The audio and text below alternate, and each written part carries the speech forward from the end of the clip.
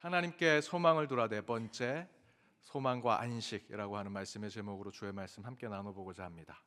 저는 대학 때 학부 시절에 공대를 나왔습니다.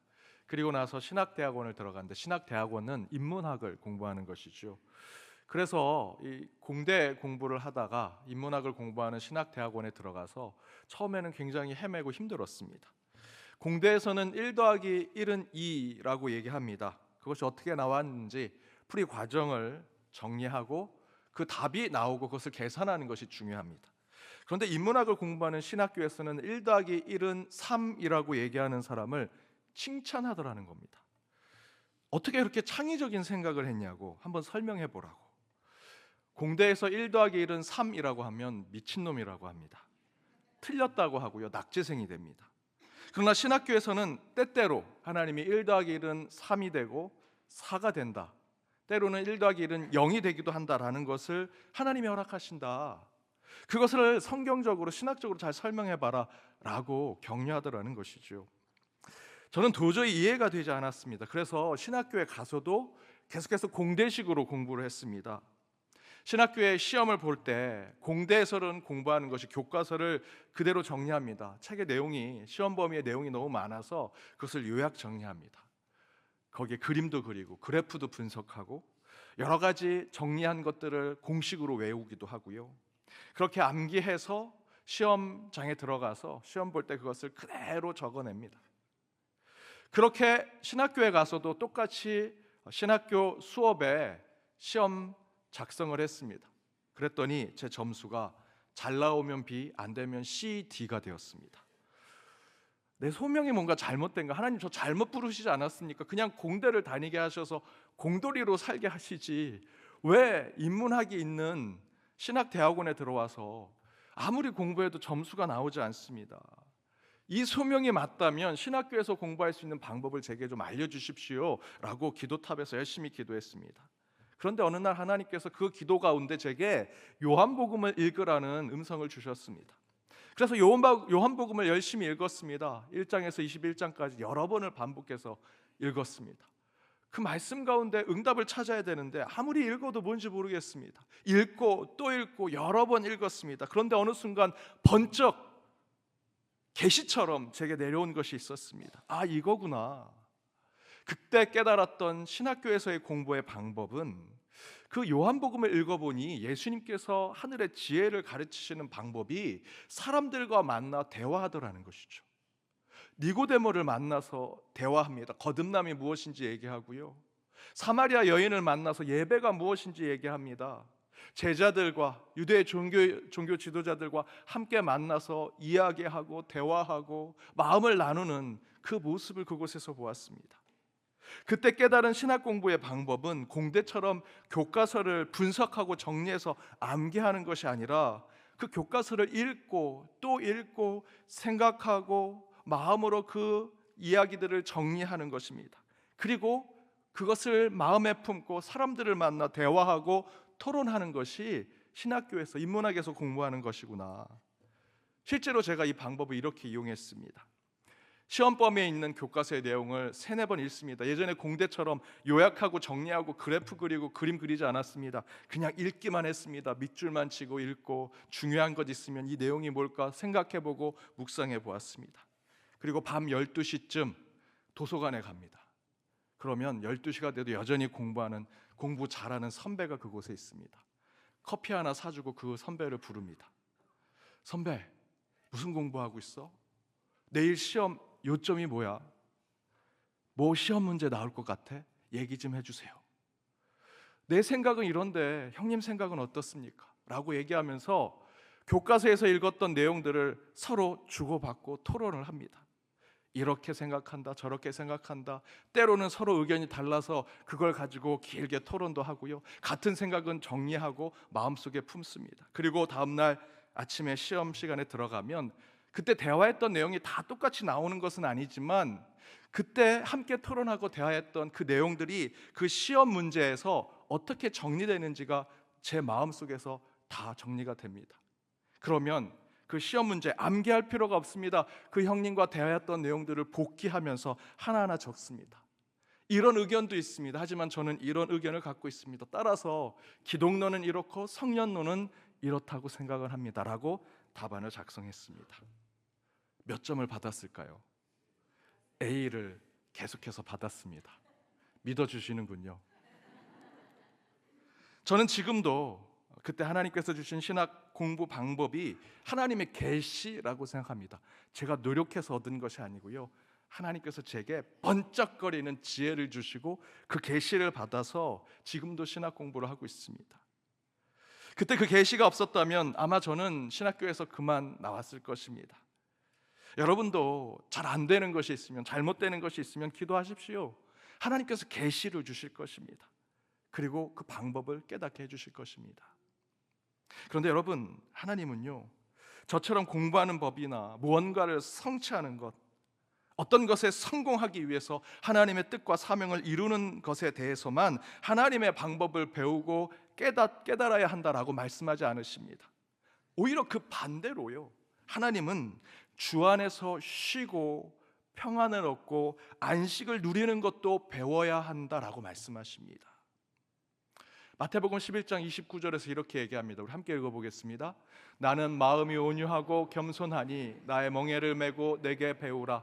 그리하면 너희 마음이 쉼을 얻으리니. 내게 배우라. 그 겸손과 온유를 배우라. 그리하면 너희 마음에 쉼을 얻을 것이다. 뭐라고 얘기하십니까? 영적 안식과 평안과 영적인 휴식과 쉼을 얻는 것도 배움이다 라고 얘기하시죠.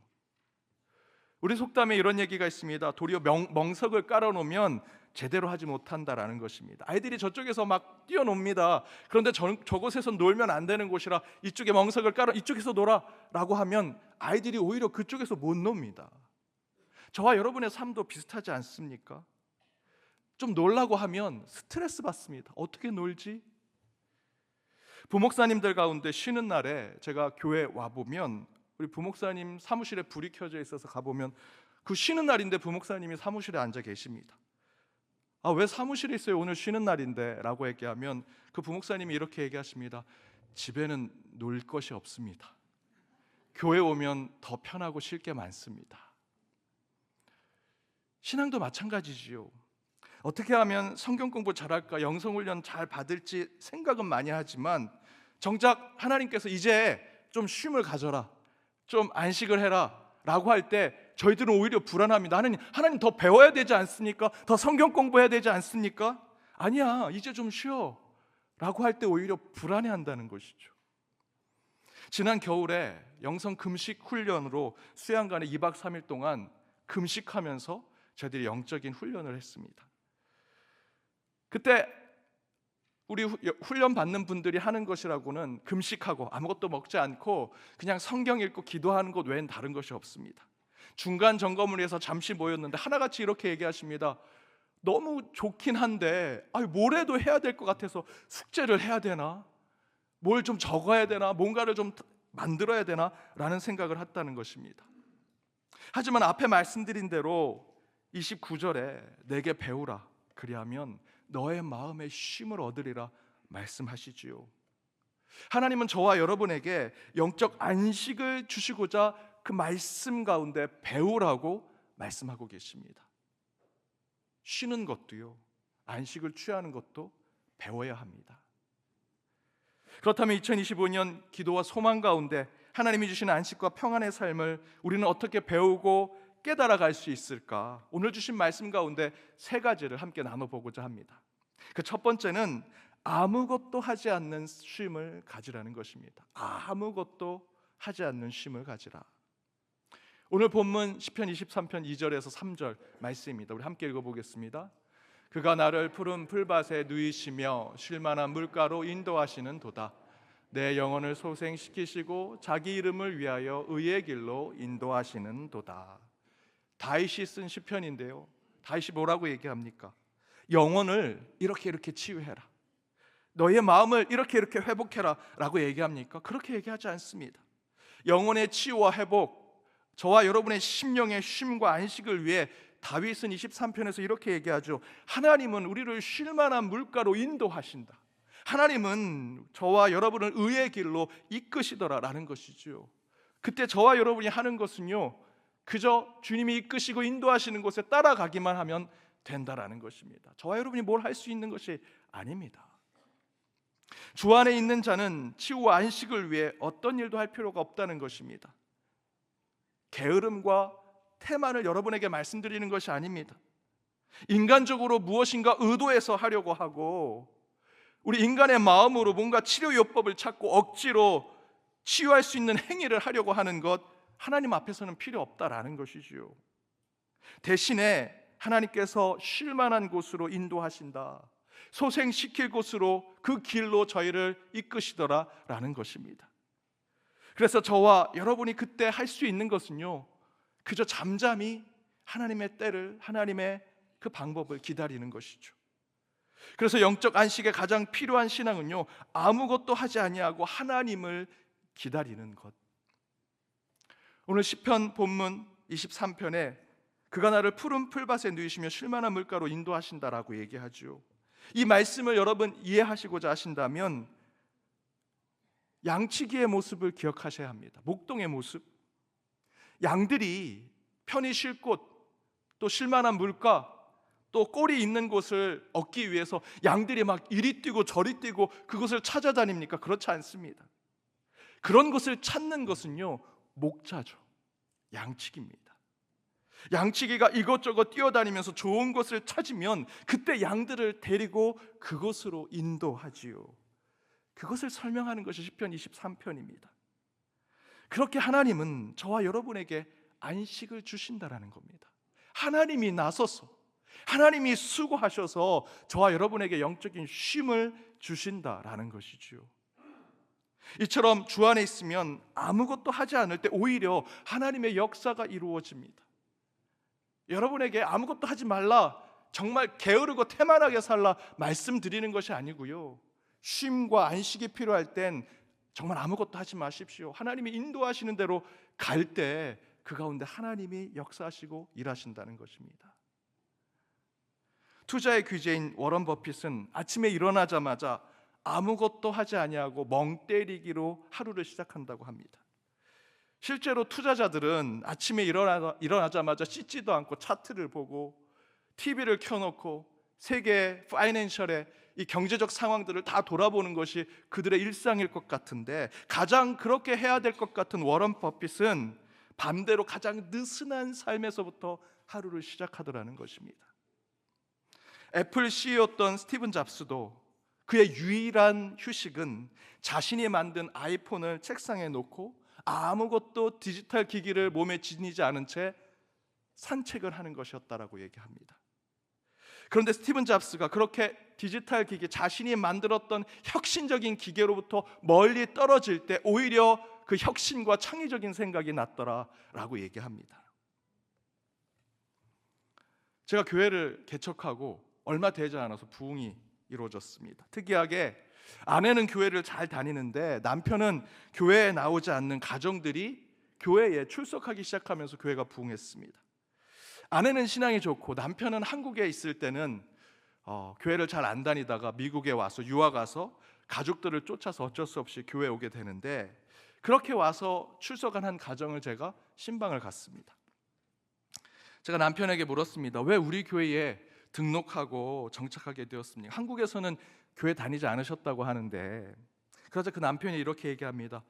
예, 제 아내와 아이 때문에 억지로 교회를 가는데 가는 한인 교회마다 목사님 설교가 너무 힘들었는데, 목사님 교회 와서 첫날 목사님 설교를 듣는데 목사님이 이렇게 설교하셨습니다. 교회 와서 졸아도 되니까 교회 오십시오. 설교 시간에 주무셔도 괜찮으니까 예배 드리십시오.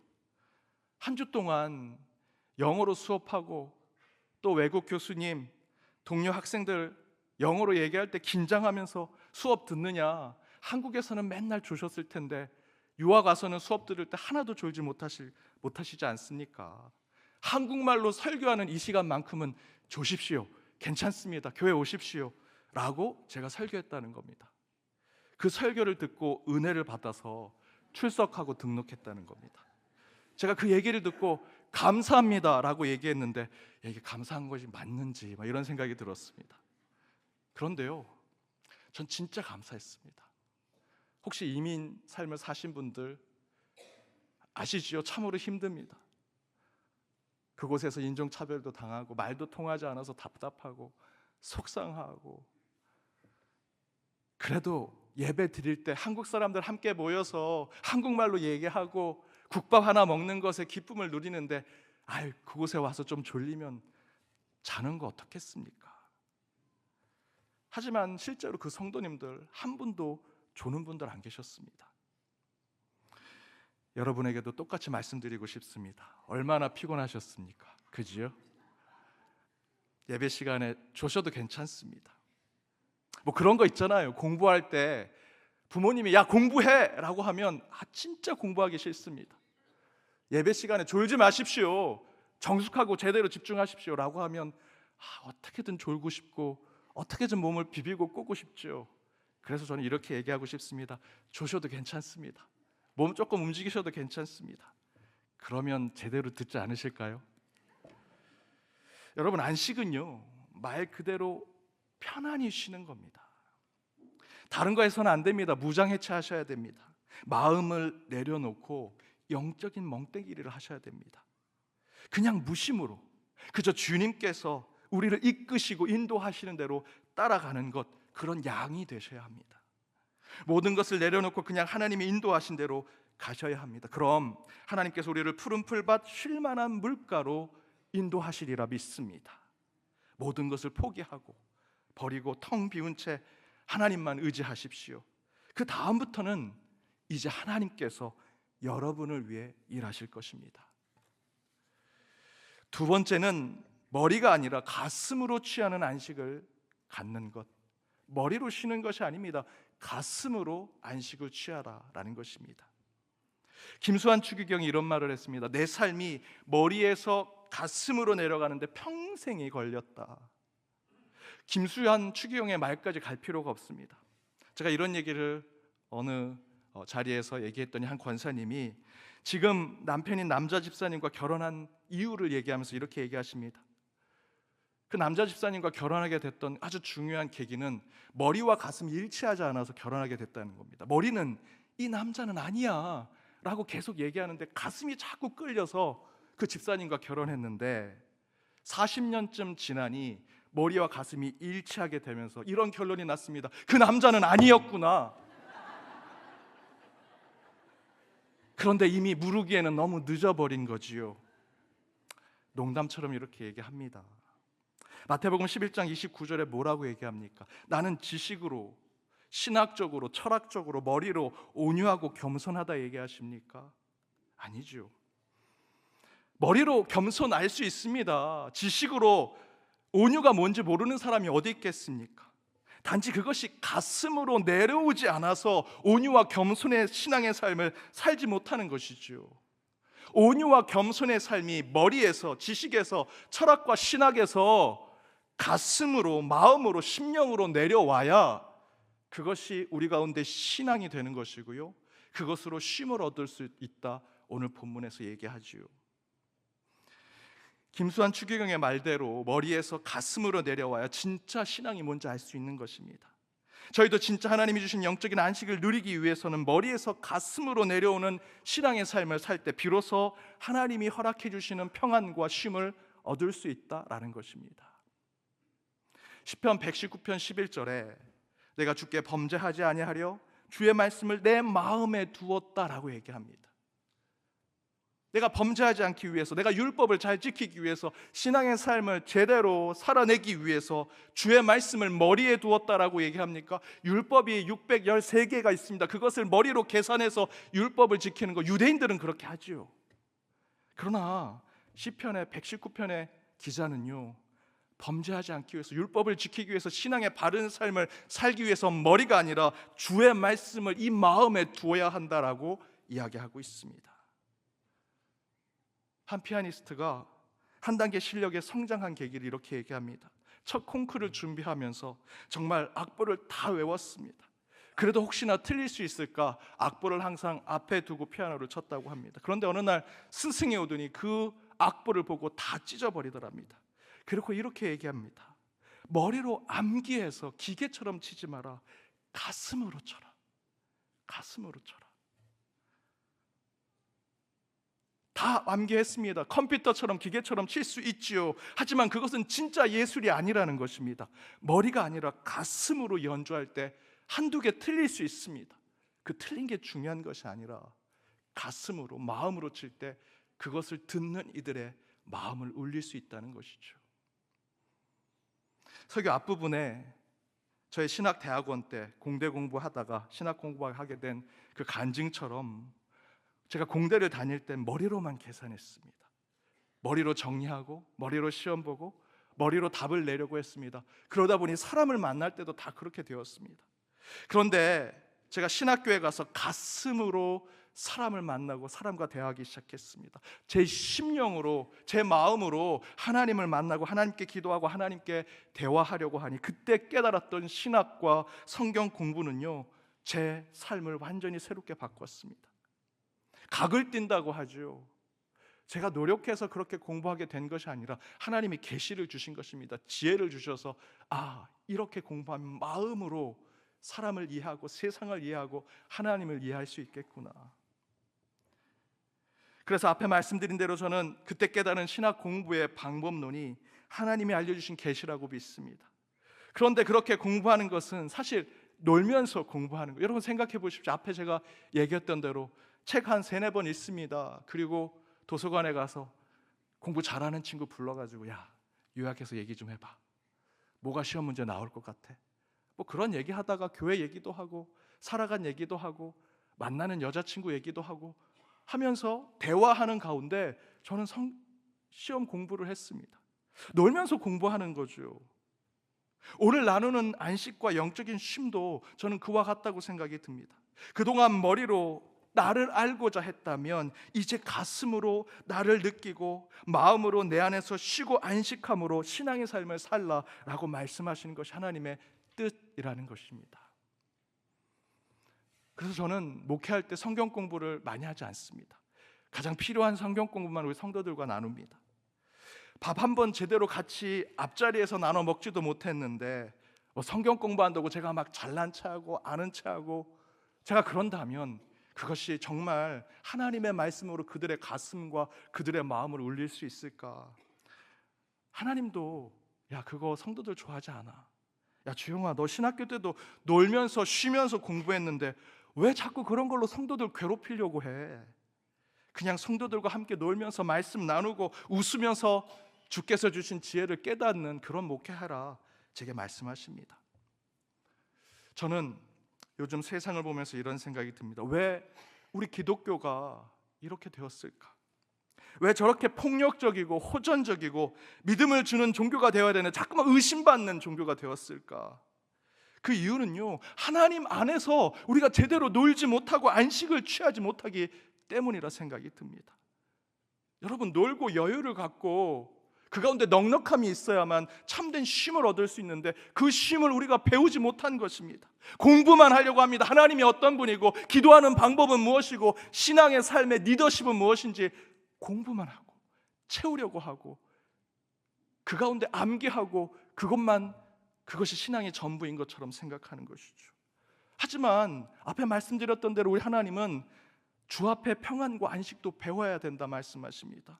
여유를 갖고 평안을 갖고 넉넉함을 우리는 배워야 되는데 그걸 배우지 못했습니다. 강팍하고 집착하고 분주하고 경쟁하고 의심하고 공격하고 그래서 늘 화에 차 있습니다.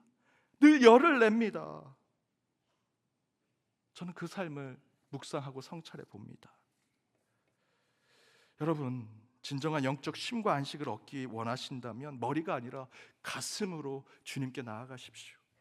29절에 뭐라 말씀하십니까? 우리 다시 한번 읽어보겠습니다. 나는 마음이 온유하고 겸손하니 나의 멍에를 메고 내게 배우라. 그리하면 너의 마음이 쉼을 얻으리니. 마음을 비우고 여러분 가슴을 낮추십시오. 그렇게 겸손과 온유한 마음으로 하나님께 나아가신다면 하나님께서 우리에게 가장 편안한 쉼과 안식을 주시겠다 약속해 주고 계십니다. 그렇게 마음으로 주님께 나아가 참된 안식과 평안을 얻으시는 저와 여러분이 되시길 주님의 이름으로 축복합니다. 마지막 3번째는 쉼과 안식 또한 하나님이 주신 은혜임을 잊지 말아야 한다는 것입니다. 쉼과 안식은요, 하나님이 주신 은혜라는 것입니다. 마태복음 11장 28절에 이렇게 기록되어 있습니다. 함께 읽겠습니다. 수고하고 무거운 짐진 자들아 다 내게로 오라. 내가 너희를 쉬게 하리라. 고통과 아픔 속에 지치고 상한 영혼을 향해 주님께서 말씀하십니다. 내게로 오라. 나한테 와라. 어디에 기댈 수도 없고요, 의지할 곳 없을 때, 야 어려울 때 연락해. 야 내가 너 뭐 비싼 거 사주진 못하지만 라면 하나 끓여줄 수 있어. 배고프면 나한테 연락해. 내가 밥 한 끼 책임져 줄게 라고 하는 사람, 그 한 사람만 여러분 있어도요, 그게 은혜 아닙니까? 그런 사람이 있는 것이 참으로 고마운 것이죠. 제가 청년부 전도사 할 때 청년 담당 목사님이 계셨습니다. 참으로 제가 존경하는 멘토와 같은 목사님이신데, 그분이 설교 때 항상 이런 얘기를 하셨습니다. 나는 돈이 없지만 너희들 경제적으로 힘들 때 돈 꾸러 나한테 와. 다른 사람 가지 말고. 내가 얼마든지 돈 빌려줄게. 하지만 나도 가난한 목사니 내가 너희들한테 돈을 다 줄 수는 없고, 물질의 주인은 하나님이시니 내가 너희들한테 100만 원 그냥 줄게. 나한테 갚을 필요 없어. 더 줄 수도 없고 덜 주지도 않을게. 딱 100만 원. 너희들이 그걸로 무엇이든 시작을 해봐. 내가 100만 원 줄 테니까 언제든 날 찾아와 라고 얘기하셨습니다. 그 설교를 듣고 제가 청년부 전도사, 청년도 아니고 청년부 전도사인데 제가 그런 생각을 했습니다. 아, 나도 힘들면 목사님 찾아가야지. 목사님 100만 원은 그래도 빌려줄 수 있는 사람이 이렇게 있구나. 전 그 생각을 하는데 엄청난 위로가 되었습니다. 청년들은 얼마나 위로가 되었을까요? 적어도 제게는요, 이 땅에 제게 공짜로 100만 원을 빌려줄 수 있는 사람이 있다는 것은 너무나 위로요, 힘이 되는 겁니다. 그래서 저도 청년부 전담 목사가 됐을 때 그렇게 설교했습니다. 야, 내가 너희들 100만 원 줄게. 빌려주는 게 아니라 돈의 주인은 하나님이시니 그냥 100만 원 줄게. 나도 가난하니 다 줄 수, 많이 너희들이 필요한 돈은 다 줄 수 없고 100만 원은 내가 빌려줄 수 있어. 혹시 너희들이 넉넉해지면 그렇게 어려운 사람, 너희들처럼 힘들게 어려웠던 사람한테 또 100만 원 주면 돼. 나한텐 갚을 필요 없어. 단 한 명도 저를 찾아오진 않았습니다. 그런데 한 청년이 제게 이런 간증을 합니다.